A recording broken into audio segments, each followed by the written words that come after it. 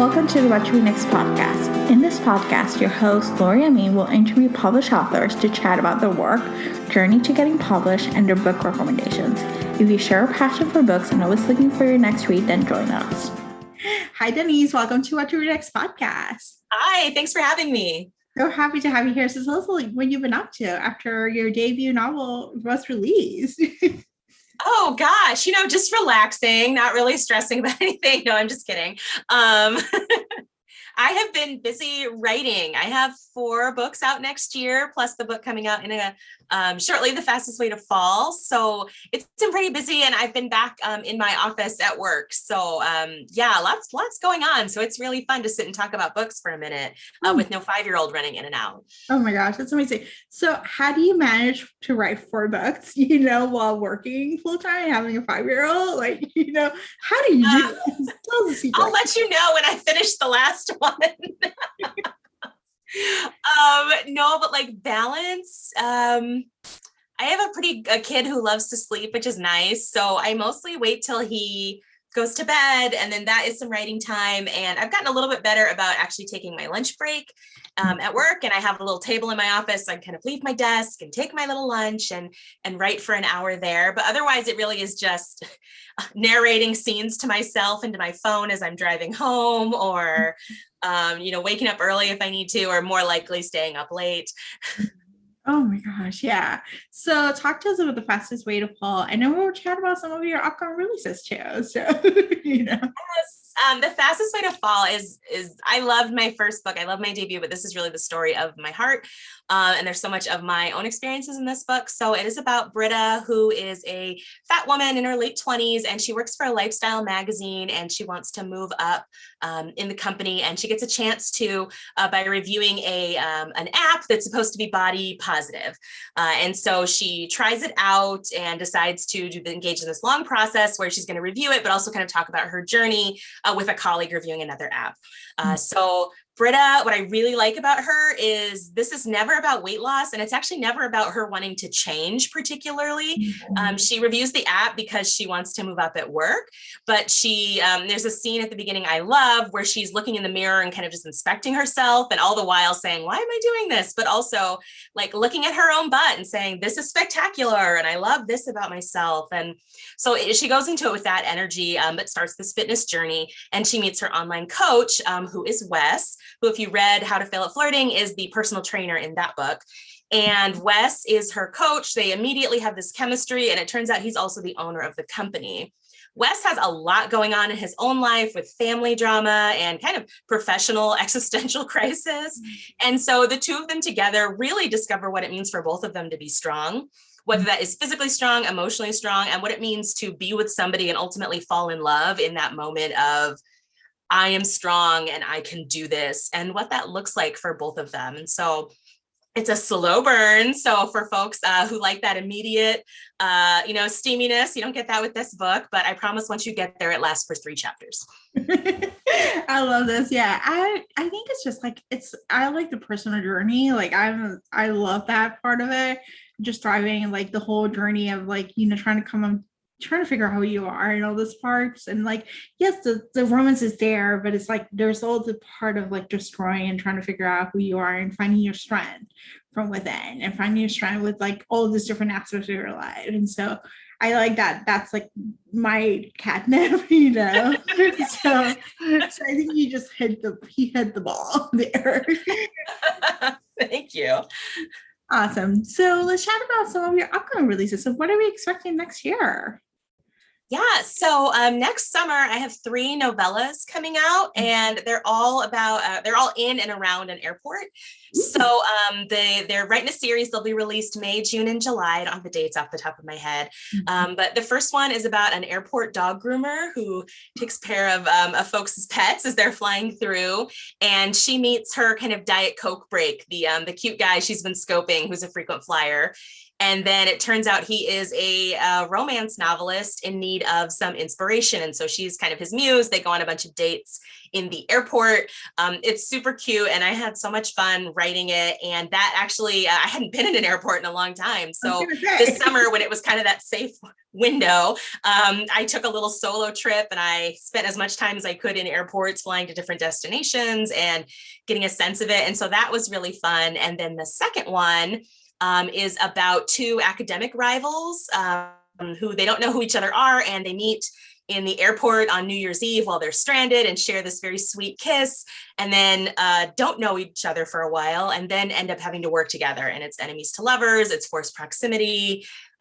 They were so much fun to write, and there's just such good banter and like tension between them, but they're just sort of grumpy sunshine all the way. And I don't usually write that. I don't usually like that, but I really like it with this couple. Oh, I love this. And then the third one, I still have to write, but I've got like 2 months to do that. But that one will be two people who work in the airport, and one of them is about to leave the country, and they have to solve a mystery of a kind of discovered love letter together before she leaves the country. It's best friends to lovers and childhood friends to lovers. And so I think that one will be really sweet too.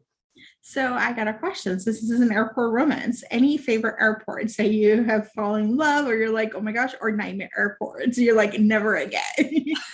There are several. I went to graduate school in Georgia, and so I got very familiar with the Atlanta airport, which is one of my favorites. Just because, I don't know, I think it's just a big airport that knows how to be a big airport. I've always had good experiences in Atlanta. And on the other side of the country, the Ontario airport in Ontario, California, is where my dad's family lived and where we used to live. So I don't even remember anything specific about the airport, but flying into it always means I'm like coming back home. There's a Carl's Jr. there, which is a West Coast thing, and I can't get it in Iowa. And so for my brother and I, that's always our first stop when we land in that airport. And so I just kind of love that like feeling of the airport. Yeah, there are others where I've had a lot of bad experiences, but I won't defame them here. It has more to do with the airlines at those particular airports. But. Yes, I agree. I agree. I have to tell you, since I live in Chicago, I got to spoon a couple of times in O'Hare, and now like I think it's Home Alone. It's like Kevin, And so some airports give me some memories. Like I would say, like the JFK in Newark, or like they've been my home base for 14 years, but I love going back home to Puerto Rico, and like the San Juan airport has the food that I love. Yeah, exactly. It's, I love airports, and I've always wanted to write a book about airports. Yeah. Because I think there's just sort of something magical about the stories and thinking about how all of these people are coalescing in one place, and then they're going to go off and have their own stories, and the way you can have these very kind of meaningful interactions with people and then never see them again, talk to somebody on a plane or share an outlet, or, these are sort of passing moments. And I just love that about airports. And so I was excited to kind of come up with this idea and tell sort of 3 different stories in and around airports. But I don't know, I just think there's something magical about lots of stories coalescing and then moving out into the world. So those 3 novellas are coming out next summer. And then my next novel will be out next fall. It's called Do You Take This Man? It's also enemies to lovers. It's about RJ, who is in The Fastest Way to Fall. She's Britta's best friend. And she's a divorce attorney and just kind of a total badass and tough as nails. And she stays that way through the whole book, even when she's in love, which I kind of love. And she ends up officiating a wedding in a park that goes viral. And so she becomes this divorce attorney who's still trying to, live her best badass life, but is also being hotly sought after to perform weddings as this kind of viral sensation. And she does it and ends up having to work with a wedding planner who is kind of a dude bro, former event planner for the NFL, who is home working with his cousin, now having to plan weddings. In their first interaction, she calls him an a-hole and he tells her to smile more. And so if that gives you a sense of why they actively dislike each other, that's like their meet cute. But I just really love that one. It ends up being enemies with benefits. It's very high heat, but you also see both of them kind of figuring out, sort of like this book, their strength and how they can gain from each other, but more importantly, like that they can trust the other person to be vulnerable with them. And so their love story ends up being very sweet, and he apologizes for telling her to smile more, and she still flips him off. But that one will be out in the fall, and it was a lot of fun to write. That was my pandemic book. I wrote that when I was quarantined. And so I will always attach it to those lovely memories, but I had a lot of time to write it, so that was nice. Oh my gosh, I love this. I have to say, every time we chat, I'm like, I just want your next book. Like, I'm doing, oh, yay. I just want your next book to come out like already. Like, so keep doing your good work. You know? Okay, I'm on it. Awesome. So let's chat some book recommendations. Do you have any books that you recommend that you would our listeners should pick up? Yeah. So what am I reading right now? Well Matched by Jen DeLuca comes out. Probably by the time this airs, it'll be out. But from when we're talking, it comes out on Tuesday. And if you've read the Well Met series, it's all great and fun. Takes place around the Ren Fair. This was my favorite of the series. It's an older heroine. I just feel like the moment of time for this woman is so well captured. It's steamy. I mean, you get the man in the kilt. I think my quote on the book is, it's like book boyfriend goals in a kilt.